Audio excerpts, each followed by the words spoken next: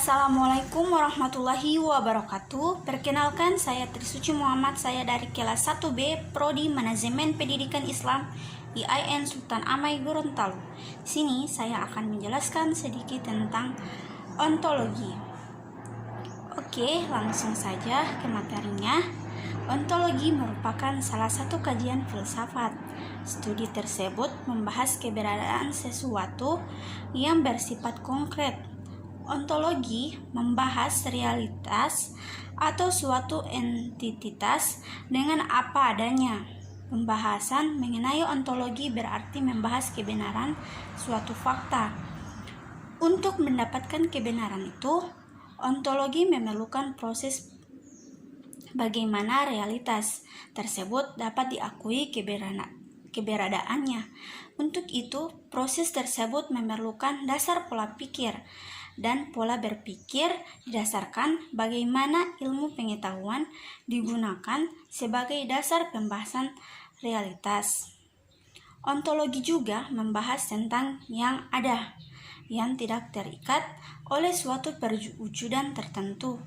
Dalam kaitan dengan ilmu filsafat, aspek ontologi mempertanyakan tentang objek yang ditelaah oleh ilmu. Secara ontologis, ilmu membatasi lingkup penilaian keilmuannya hanya pada daerah yang berada dalam jangkau pengalaman manusia dan terbatas pada hal yang sesuai dengan akal manusia.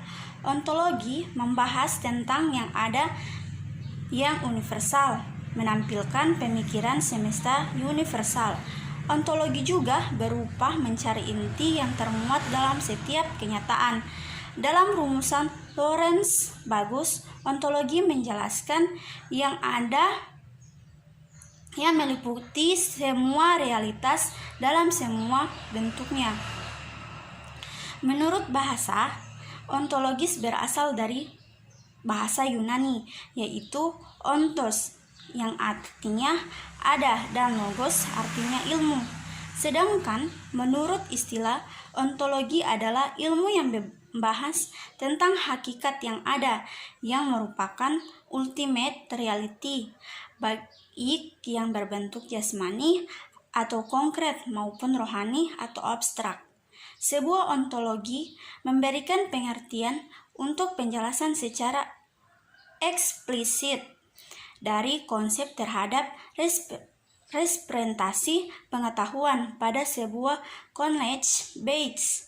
Sebuah ontologi juga dapat diartikan sebuah struktur hierarki dari istilah untuk menjelaskan sebuah domain yang dapat digunakan sebagai landasan untuk sebuah knowledge base. Dengan demikian, ontologi merupakan suatu teori tentang makna dari suatu objek, properti dari suatu objek, serta relasi objek tersebut yang mungkin terjadi pada suatu domain pengetahuan. Ringkasnya, pada tinjauan filsafat, ontologi adalah studi tentang sesuatu yang ada. Pengertian ontologi menurut tokoh-tokoh para ahli filsafat, ada beberapa pengertian ontologi menurut para tokoh-tokoh. Di antaranya, yang pertama menurut Surya Sumantri, ontologi membahas tentang apa yang kita ketahui.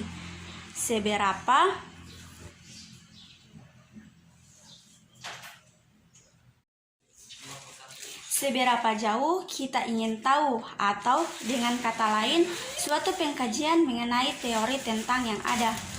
Yang kedua menurut Soetriono dan Hanafi, ontologi yaitu merupakan asas dalam menerapkan batas atau ruang lingkup wujud yang menjadi objek penilaian atau objek ontologis atau objek formal dari pengetahuan, serta penafsiran tentang hakikat realita atau metafisika dari objek ontologi atau objek formal tersebut, dan dapat merupakan landasan ilmu yang menyatakan apa yang dikaji oleh pengetahuan, dan biasanya yang berkaitan dengan alam kenyataan dan keberadaan. Yang ketiga, menurut pandangan Deliang G, ontologi merupakan bagian dari filsafat dasar yang mengungkapkan makna dari sebuah eksistensi yang pembahasannya menurutnya. Yang keempat, menurut ensiklopedia Britannica yang juga diangkat dari konveksi Aristoteles, ia mengatakan ontologi yaitu teori atau studi tentang being wujud seperti karakteristik dari dasar seluruh realitas.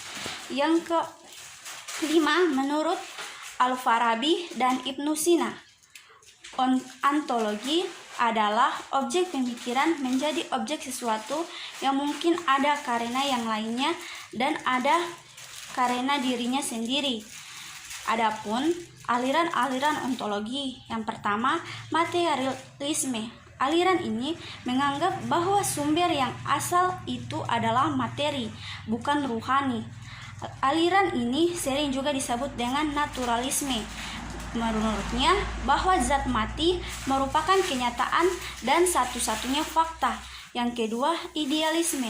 Idealisme diambil dari kata idea, yang sesuatu yang hadir dalam jiwa. Aliran ini menganggap bahwa di balik realitas fisik pasti ada sesuatu yang tidak tampak. Bagi aliran ini, sejatinya sesuatu justru terletak di balik yang fisik. Yang ketiga, aliran dualisme. Aliran ini berpendapat bahwa benda terdiri dari dua macam hakikat sebagai asal sumbernya, yaitu hakikat materi dan hakikat rohani, benda dan roh, jasad dan spirit. Yang keempat, aliran pluralisme. Aliran ini berpandangan bahwa segenap macam bentuk merupakan kenyataan. Pluralisme bertolak dari keseluruhan dan mengakui bahwa segenap macam bentuk itu semuanya nyata. Yang kelima, aliran nihilalisme.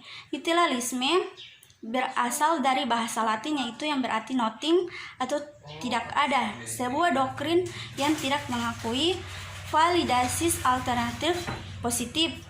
Yang keenam, aliran agnostisme.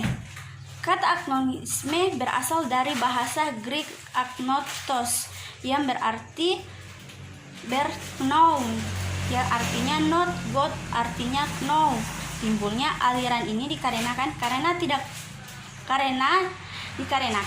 belum mampu menerangkan secara konkret adanya kenyataan yang berdiri sendiri dan dapat kita kenal. Sekian dari saya. Wabillahi taufik wal hidayah. Wassalamualaikum warahmatullahi wabarakatuh.